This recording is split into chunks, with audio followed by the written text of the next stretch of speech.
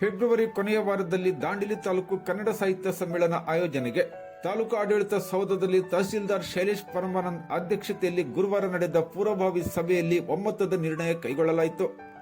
ಪ್ರಚಾರ ಸಮಿತಿ ಅಧ್ಯಕ್ಷರಾಗಿ ಪ್ರಕಾಶ್ ಶೆಟ್ಟಿ ಅವರನ್ನು ಒಮ್ಮತದಿಂದ ಆಯ್ಕೆ ಮಾಡಲಾಯಿತು.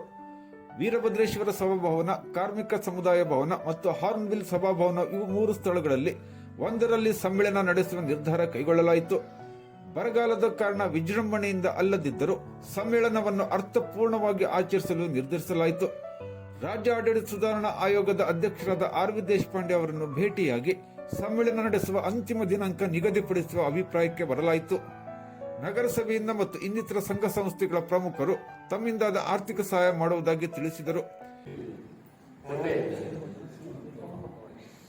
ಜಿಲ್ಲಾ ಸಾಹಿತ್ಯ ಪರಿಷತ್ ಅಧ್ಯಕ್ಷರಾದಂತಹ ಶ್ರೀಯುತ ಎರಡನೇ ದಾಂಡೇಲಿ ತಾಲೂಕಿನ ಸಾಹಿತ್ಯ ಸಮ್ಮೇಳನ ಮಾಡುವ ಅಂತೇಳಿ ಚರ್ಚಿಸಿದಾಗ ಸಭೆಯ ದಿನಾಂಕವನ್ನು ನಿಗದಿಪಡಿಸಿದಾಗ ಇವತ್ತು ದಿನಾಂಕ ಫಿಕ್ಸ್ ಮಾಡಿ ತುರ್ತಾಗಿ ದಿನಾಂಕವನ್ನು ನಿಗದಿಪಡಿಸಿದ್ದಾರೆ. ಹಾಗಾಗಿ ಈಗಾಗಲೇ ಪ್ರಶ್ನೆ ಹೇಳಿದ್ದಾರೆ, ವಿಜೃಂಭಣೆಯಲ್ಲಿಯೂ ಸಹಿತ ಅರ್ಥಪೂರ್ಣವಾಗಿ ಈ ಸಾಹಿತ್ಯ ಸಮ್ಮೇಳನವನ್ನು ಖಂಡಿತವಾಗಿ ಆಚರಿಸಬೇಕಂತೇಳಿ ಮತ್ತು ಎಲ್ಲರ ಒಂದು ಸಹಯೋಗದಲ್ಲಿ ಅದರಲ್ಲಿ ಯಾವುದೇ ಕಾರ್ಯಕ್ರಮ ಇಲ್ಲ, ಎಲ್ಲರ ಒಂದು ಸಹಯೋಗದಲ್ಲಿ ಯಶಸ್ವಿಯಾಗಿ ಮಾಡೋಣ ಅಂತ ನನಗೆ ವೈಯಕ್ತಿಕವಾಗಿ ಹಾಗೂ ತಾಲೂಕು ಪರವಾಗಿ ಎಲ್ಲರ ಪರವಾಗಿ ನಾನು ಕೇಳಿಕೊಳ್ತೇನೆ. ಅದೇ ರೀತಿಯಾಗಿ ಈ ಒಂದು ಸಭೆಯಲ್ಲಿ ಅಧ್ಯಕ್ಷರ ಸ್ಥಾನವನ್ನು ಸ್ವಚ್ಛ ಶ್ರೀ ಪ್ರಕಾಶ್ ಶೆಟ್ಟಿ ಅವರಿಗೂ ಸಹಿತ ನಾನು ಹಾರ್ದಿಕ ಸ್ವಾಗತವನ್ನು ಕೋರುತ್ತಾ ಈ ಒಂದು ಸಮ್ಮೇಳನವನ್ನು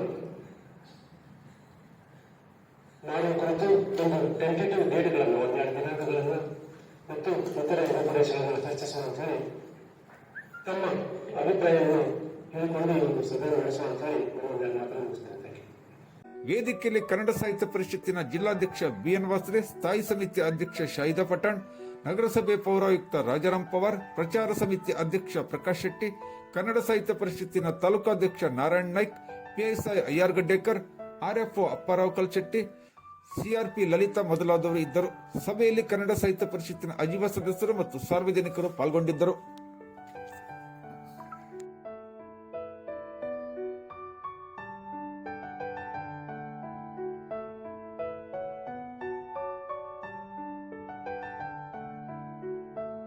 ಸಮ್ಮೇಳನವನ್ನು ಜರುಗಿಸುವ ಕುರಿತು ಇಂದು ಪೂರ್ವಭಾವಿ ಸಭೆಯನ್ನ ತಾಲೂಕಿನ ದಂಡಾಧಿಕಾರಿಗಳಾದ ಶ್ರೀ ಶೈಲೇಶ್ ಪರಮಾನಂದ್ ಅವರ ಅಧ್ಯಕ್ಷತೆಯಲ್ಲಿ ಮತ್ತು ಉತ್ತರ ಕನ್ನಡ ಜಿಲ್ಲೆಯ ಸಾಹಿತ್ಯ ಪರಿಷತ್ತಿನ ಅಧ್ಯಕ್ಷರ ಉಪಸ್ಥಿತಿಯಲ್ಲಿ ತಮ್ಮೆಲ್ಲರ ಸಮ್ಮುಖದಲ್ಲಿ ಈ ಸಭೆಯನ್ನ ಆಯೋಜಿಸಲಾಗಿದೆ. ಇಲ್ಲಿವರೆಗೂ ಚರ್ಚೆಯಲ್ಲಿ ಸಾಹಿತ್ಯ ಸಮ್ಮೇಳನವನ್ನ ಅದ್ದೂರಿಯಾಗಿ ಮತ್ತು ಅರ್ಥಪೂರ್ಣವಾಗಿ ಆಚರಿಸಲು ನಾವೆಲ್ಲರೂ ಸಲಹೆ ಸೂಚನೆಗಳನ್ನು ನೀಡಿದ್ದೀರಿ.